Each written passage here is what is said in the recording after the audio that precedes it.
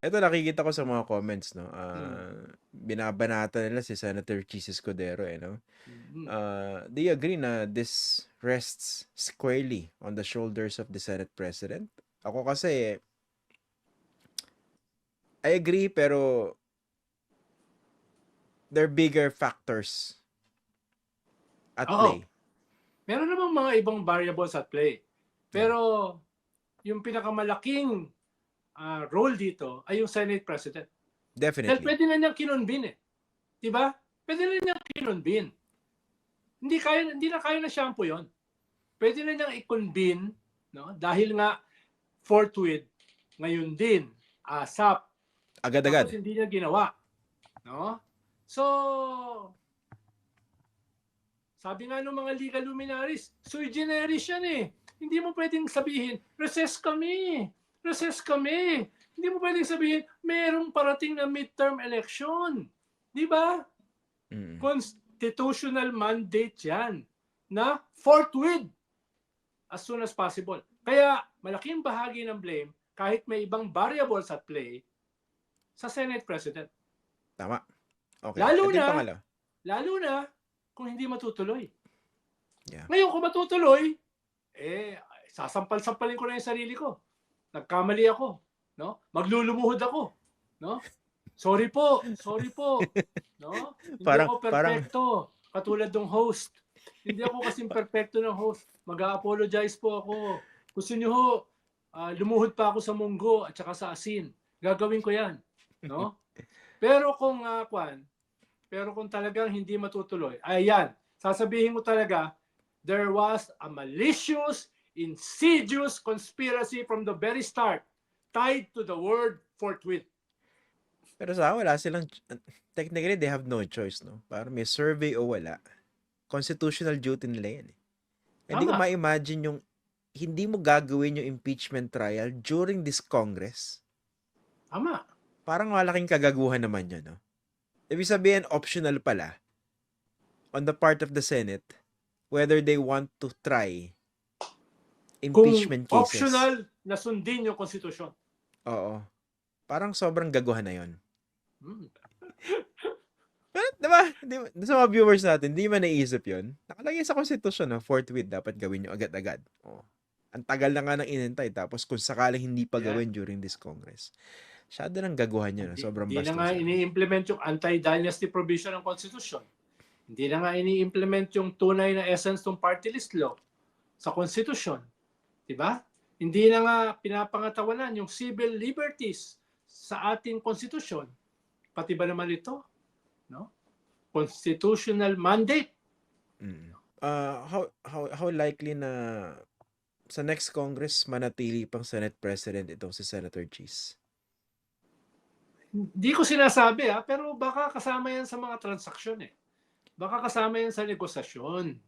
Diba? Dahil meron ka mga bagong senador eh. Diba? May mga bago kang senador. Tapos syempre, nagko-consolidate yung mga anti-conviction, anti-impeachment.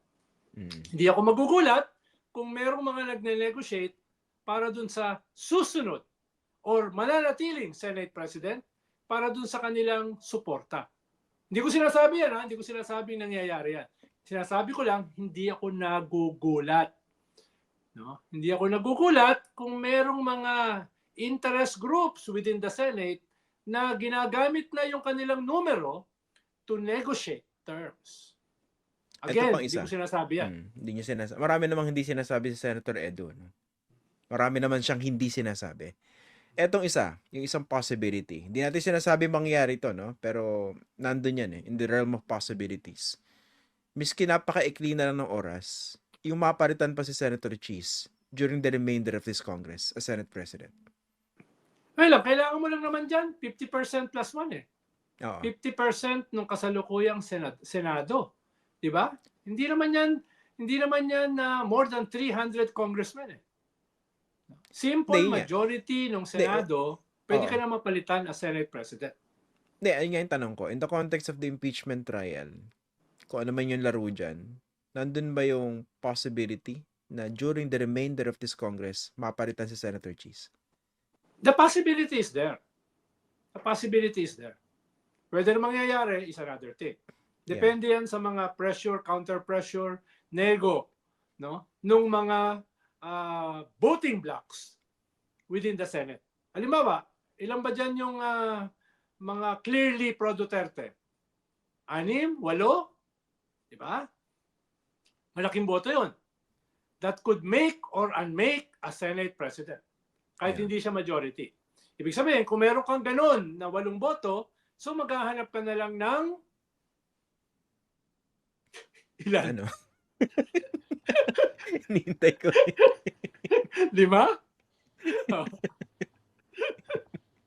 Lang yan. Ang ganda na ng ang ganda ng build up eh. Nag-self-doubt na naman eh. Gahanap ko na lang ng 4. Paano? 23 lang ngayon, di ba? 23 lang sila. Sa 19 Congress eh. 23 lang ang senador. So Mm. meron kang 8, makakuha ka ng 4 na addition, tapos ang 12. laban. Pasok. Oo. Di ba? Ito pa isa kong nakikita, Senator, no? Kasi 'di ba, ano lang naman to, no, kwentuhan, hindi ko naman sinasabing nangyayari o ginawa ito in previous impeachment trials, no? Importante yung pressure coming from the executive. 'Di ba? Ngayon, kung mismong presidente na yung nagsabi, ayoko naman na impeachment eh. And it appears, seryoso siya. 'Di ba? Nag-double down siya eh. Doon sa kanyang sinabi months ago nung nag-file ng impeachment, 'di ba? Complaint against the Vice President. So obviously, kung ito yung kanyang malinaw na signal or malinaw na pahayag, hindi naka-signal sa mga senador, so what pressure can you expect? So ikaw yung senador, ayaw ng presidente makonvict itong Vice President eh. Bakit naman namin ipipilit? We are political animals. We understand this is our mandate. That we need to look at the evidence at the very least. Pero ang reality, yung presidente mismo ayaw bakit naman namin i-convict? What do you think of that tatanungin ng argument? mga senador yung contact nila sa loob. Sabihin nila, yan ba talaga yung posisyon ng presidente? Dahil yan din yung posisyon niya last November eh. Yan din yung posisyon niya last December. Yan din yung posisyon niya last January. Pero almost 260 congressmen voted to impeach the Vice President. Kasama yung unang bumoto, yung kanyang anak, na ang sabi, boboto akong una dahil ipahuhukay yung aking lolo na ama ng presidente at itatapon sa West Philippine Sea. At yung huling bumoto ay yung kanyang pinsan na speaker. Ang hindi bumoto ay yung kanyang campaign manager sa alyansa. Yun yung hindi bumoto. Diba? So, sabihin ng mga senador, ito ba talaga yung position niya? No? Dahil yun din ang position niya bago nag-impeachment ng February. So, yun ang gagawin nila. Ngayon, ang tanong dyan, sino ba ang kanila makakausap sa loob ng Malacanang? Si Special Assistant to the President ba yan? Si E.S. Bersamin ba yan?